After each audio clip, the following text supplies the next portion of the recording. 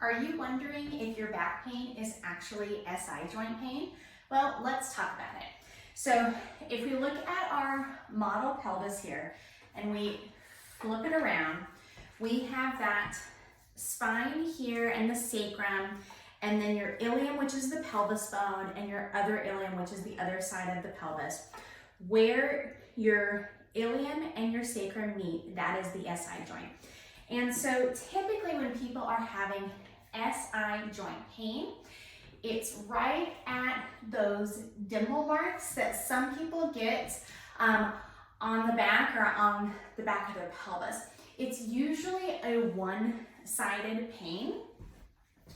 So we're oftentimes not having both sides be painful. It's usually one side.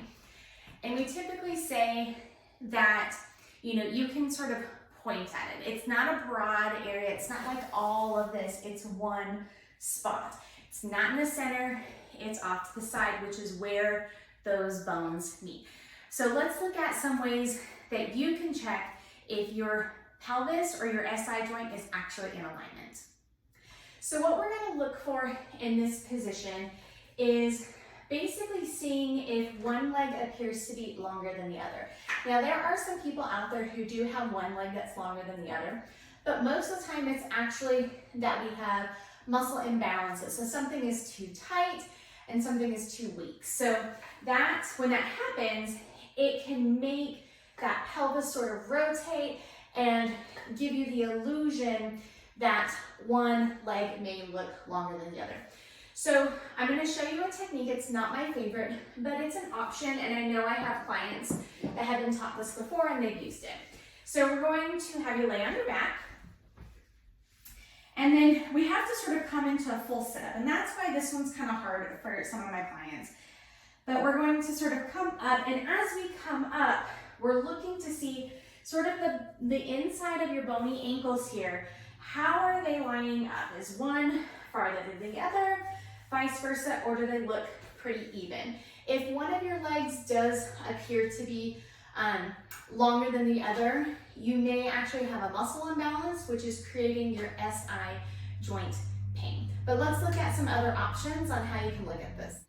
Now, in the clinic, what I will actually do is I'll have my client lie down and I have them relax and I bring their feet together and I'm lining up those bony ankle bones and seeing how they match up. You can't do this on yourself, but if you have a partner or someone who can assist you, this is an easy way that you can check your alignment. But the way that I teach my clients at home is I have them bring their knees up and we kind of match the feet up so that they're lined up, so that we're not making one foot longer or one leg longer than the other. So getting your feet kind of matched up here, and then taking a peek at the height of your legs. And so what will happen is if your pelvis is out of alignment, or that SI joint is out of alignment, you might have a hip flexor that's sort of pulling and kind of shifting your legs differently. So what it will look like is maybe one thigh is closer than the other, or the height of your knees may actually look uneven. And so if you're noticing that, chances are that your pelvis and your SI joint are out of alignment. Again, you could have a leg length discrepancy.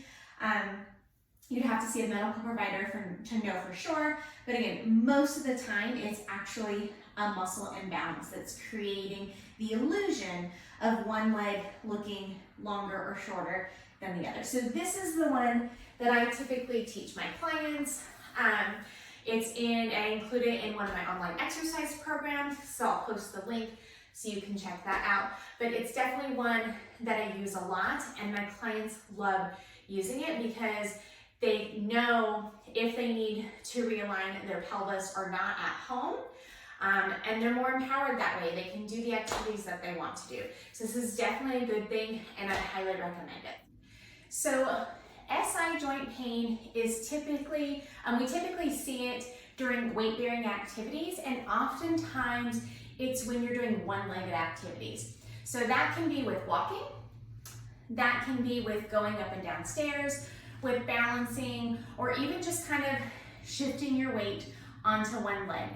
That can cause sort of too much like asymmetrical pressure onto the legs and into that pelvis. And if your core is not strong enough and you have too much laxity in your ligaments, whether it's hypermobility or pregnancy, that can cause a lot of shifting, irritation, and pain.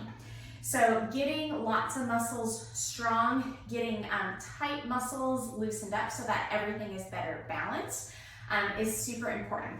But you may notice that as you are, maybe if you're putting on your sock or putting on your shoe, those types of activities are increasing that dimple pain.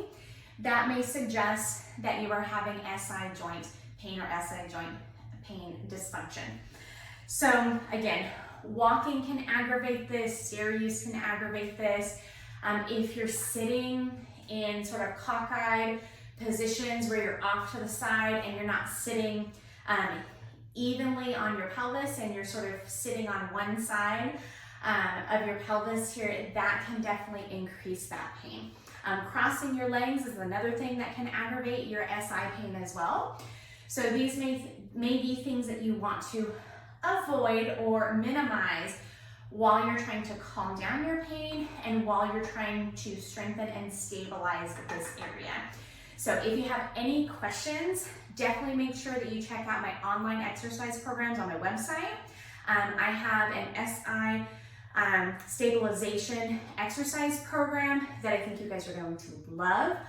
It's not very expensive, it's only 4 weeks, so it doesn't take up a lot of your time. It's a great program that walks you through realigning your pelvis on your own at home, and it also has great exercises to help you stabilize your pelvis so you're not getting too much movement, excess movement into your pelvis and your SI joint. So make sure you check it out. Also, if you like this video, make sure that you like, subscribe, and share.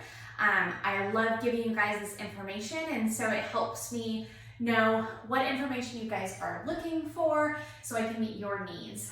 So thank you guys so much. I hope you found this video helpful. If you have any questions, please reach out to me directly and I'll answer any questions that you have.